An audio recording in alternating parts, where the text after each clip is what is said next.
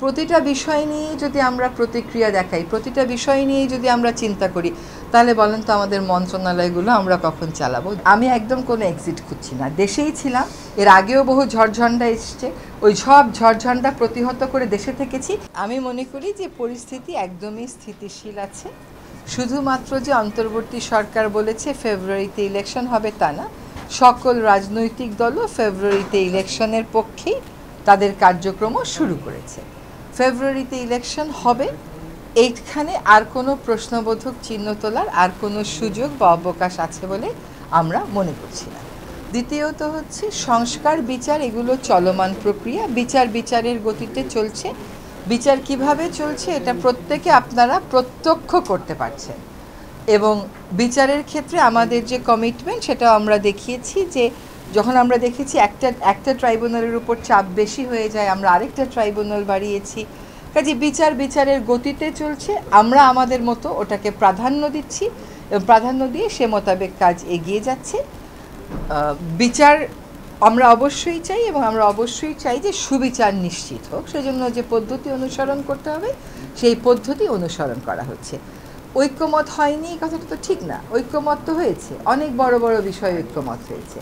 এখন যে সমস্ত বিষয়ে সংস্কার কেন্দ্রিক ঐক্যমত হয়েছে, সেই সমস্ত ঐক্যমতের বাস্তবায়নটা কেমন করে হবে সেখানেও আলোচনা হয়েছে। সেখানেও মোটামুটি বিভিন্ন অপশন নিয়ে আলোচনা হয়েছে।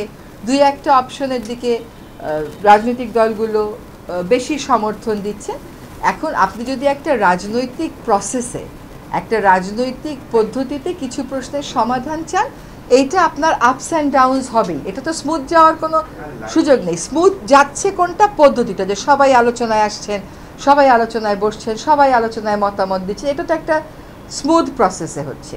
কিন্তু পরিবর্তনটা কেমন করে হবে, এইখানে তো রাজনৈতিক ডিবেট থাকবেই।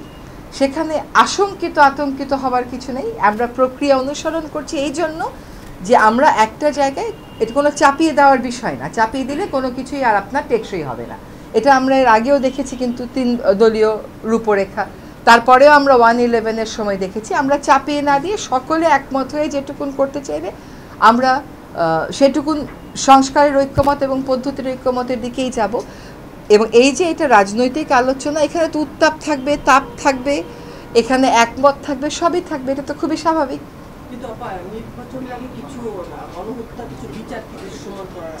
শোনেন, বিচার কখন হবে সেটা তো আসলে পুরো শুনানি প্রক্রিয়া শেষ হবে, সাক্ষ্য গ্রহণ প্রক্রিয়া শেষ হবে, তার পরে বলা যাবে। আমি তো তার আগে বলতে পারবো না যে এটা অক্টোবর মাসে রায় হবে। এই প্রক্রিয়া শেষ হওয়ার পরে তারপরে বলা যাবে যে হবে কিনা। আমরা সেই পথেই এগোচ্ছি, এবং আমাদের যে ক্যালেন্ডার, সেই ক্যালেন্ডারে তো আমরা এখনও কোথাও ফেল করিনি।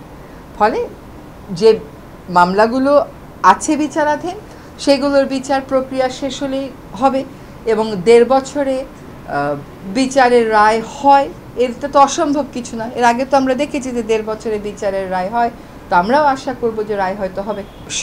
সরকার প্রথম থেকে বলেছে যে সরকার একটা স্বচ্ছ নির্বাচন চায়।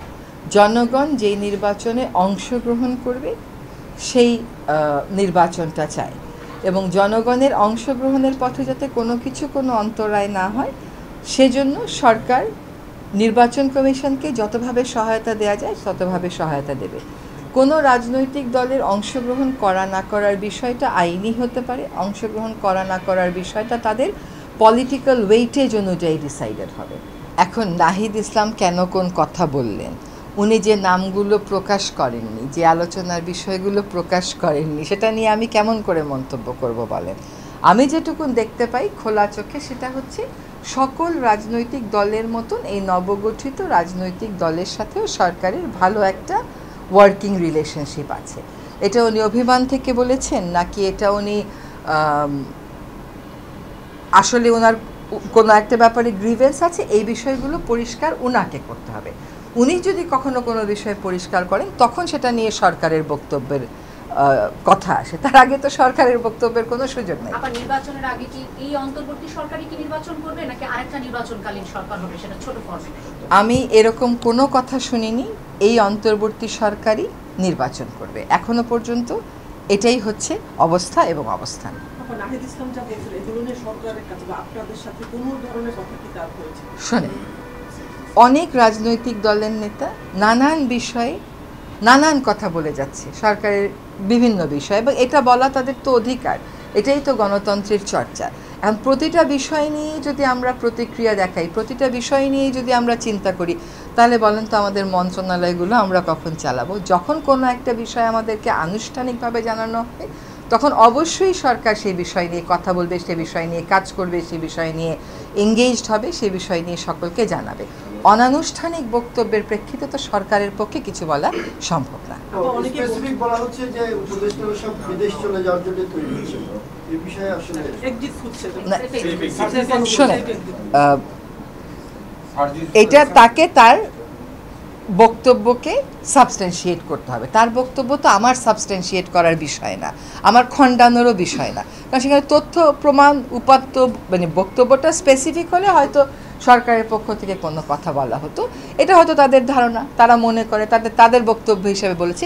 এখানে সরকারের অবস্থান নেওয়ার তো কোনো সুযোগ নেই, সরকারের বক্তব্য দেওয়ার তো কোনো সুযোগ নেই। আসলে কি উপদেষ্টারা এক্সিট খুঁজছে বা সেফ এক্সিট খুঁজছে? আমি বুঝেছেন, আমি একদম কোনো এক্সিট খুঁজছি না, দেশেই ছিলাম। এর আগেও বহু ঝড়ঝণ্ডা এসছে, ওই সব ঝড়ঝণ্ডা প্রতিহত করে দেশে থেকেছি। বাকিটা জীবনও বাংলাদেশেই কাটিয়ে যাব আপনাদের সাথে ইনশাআল্লাহ।